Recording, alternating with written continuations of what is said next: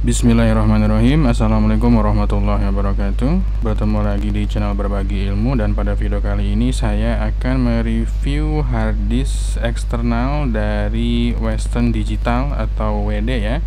Dengan labelnya itu dia ada tulisan My Password, karena memang nanti bisa diatur oleh aplikasi yang diberikan oleh WD ini. Kita bisa menginskripsinya dengan password ya. Jadi ada box di depan saya, ada harddisk itu sendiri, dan di sini ada kabel datanya. Kabel datanya dia pakai versi yang ketiga, tapi kata penjualnya itu sebenarnya dia support versi generasi 3.2, cuma dia nggak jual kabelnya. Jadi kabelnya itu dia baru support yang versi 3, tapi nggak jadi masalah.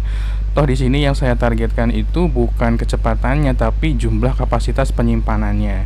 Dan ini saya beli dengan seri yang kapasitas 4 terabyte ya, karena ada yang 1 tera, ada yang 2 tera, ada yang 4 tera, dan ada yang juga sampai 6 terabyte. Dan tentunya semakin semakin besar kapasitasnya, harganya semakin mahal. Nah, ini warnanya ada beberapa warna, kalau tidak salah ada warna biru, merah, sama hitam kalau tidak salah ya. Tapi kata penjualnya dia stok ready-nya yang warna merah, jadi ya nggak apa-apa, saya order yang warna merah aja. Di boxnya sendiri cuma ada harddisk sama kabel data sama buku panduan dan kartu garansi ya. Ini nggak usah saya bongkar. Seperti ini tampilannya, cukup sederhana ya. Nah, ini tampilan dari si harddisknya. Jadi harddisknya itu dia warna merah dengan hitam bagian belakangnya. Ini lumayan berat bobotnya, walaupun kecil, dia perkiraan saya sekitar 700 gram ya, 700 gram 700 graman kalau tidak salah ya. Ini untuk koneksinya. Jadi nanti dia tinggal dihubungkan dengan kabel data, kemudian nanti dicolokkan atau dikoneksikan dengan komputer atau laptop gitu. Kapasitasnya dia 4 tera. Nanti kita akan coba tes untuk copy data ya, kecepatannya berapa. Cuma dia nggak akan terlalu cepat karena dia masih pakai HDD ya. Dan hal yang bikin saya agak kecewa adalah kapasitasnya nggak benar-benar 4 tera dia. Jadi walaupun tulisannya 4 terabyte, tapi yang tertulis itu dia sekitar 3,7an lah, 3,7. Jadi hilang sekitar 300 gigaan ya. Karena ya sebenarnya dalam flash disk SSD pun kalau misalkan dia tercantum 64 GB itu nggak murni 64 GB. Nah, yang di 4 tera ini dia cuma kebaca sekitar 3,7an ya. Nanti kita akan coba tampilkan di layar monitor. Saya coba koneksikan dulu.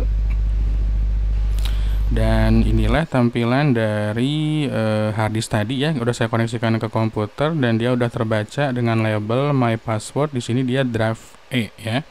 Nah, jadi dua drive sebelumnya ada C, ini SSD untuk Windows, kemudian ada drive D, ini harddisk internal ya, 500 GB. Ini saya gunakan untuk nyimpan data, tapi untuk data yang lebih berat saya simpan di harddisk eksternal. Nah, teman-teman bisa cek di sini itu totalnya itu bukan benar-benar 4 terabyte, tapi dia 3,6, dan hampir semua penyimpanan seperti itu ya. Contohnya ini saya beli 120 GB nih yang SSD, tapi dia terbacanya 111. Harddisk itu saya beli 512 GB, tapi dia terbacanya 465 ya. Cuma ini karena dia mungkin satuannya tera, jadi yang hilangnya itu sekitar 300-an ya. 3,6 400 GB-an dia hilang. Tapi nggak jadi masalah deh, mau gimana lagi ya, karena memang ini kayaknya udah settingan dari pabriknya. Jadi kapasitas itu nggak akan menunjukkan kapasitas aslinya gitu ya. Jadi 4 tera, kebacanya 3,7, dan ini udah saya coba nyimpen beberapa data di sini ya. Nah, saya akan coba lakukan tes kecepatan. Saya akan coba copy, misalkan saya mau copy game FIFA 23 ya. Kita coba cek. Saya kopikan ke harddisk ini, kita coba cek berapa lama atau berapa cepat ya. Nah, kecepatannya itu dia nggak terlalu cepat. Untuk total kapasitas 40 GB itu dia butuh waktu sekitar setengah jam ya. Dengan speednya itu dia di angka 32 MB per second, 32 31 ya. Karena memang tujuan saya beli harddisk ini bukan di kecepatan tapi di kapasitas. Kalau misalkan teman-teman mau fokus ke kecepatan ya lebih baik beli SSD ya. Cuma harga SSD mahal banget. Untuk kapasitas 1 tera aja dia harganya sekitar 1 juta lebih ya, 1.500.000, 1.700.000 tuh dapat 1 tera. Tapi kalau misalkan eksternal 1 terabyte yang harddisk eksternal biasa ya, 1 terabyte itu dapat sekitar harga 600 ribuan lah. Nah, jadi ini proses copy ya, copy dari komputer ke harddisknya. Sekarang kita coba balik. Ini kita cancel aja ya karena dia kecepatannya udah ketahuan, dia rata-ratanya 32, 31 ya. Untuk 40 GB dia sekitar 20-an menit ya, 21 menitan ya. Kita ini coba cancel aja. Ya, kita close aja.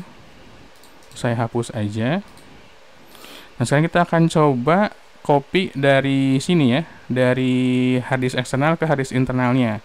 Misalkan saya mau ngopi game FIFA 22. Saya kopikan ke harddisk internalnya. Ya sebenarnya nggak ngaruh ya, karena kecepatannya pun akan sama dia, cuma dia lebih cepat.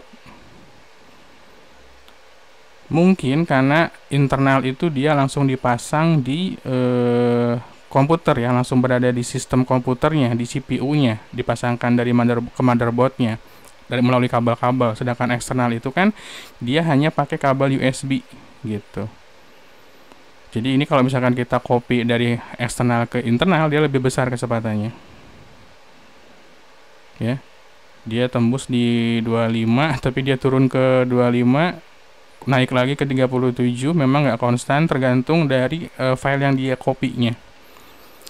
Yang dia kopikan itu berpengaruh.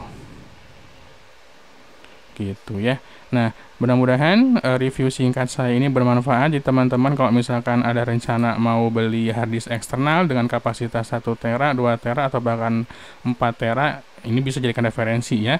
Nah, kenapa saya pilih harga 4 tera? Karena harga yang 2 tera ke 4 tera itu nggak terlalu jauh ya. Daripada teman-teman beli harddisk yang 1 terabyte, mending ke harddisk yang 2 terabyte. Itu harganya nggak terlalu jauh.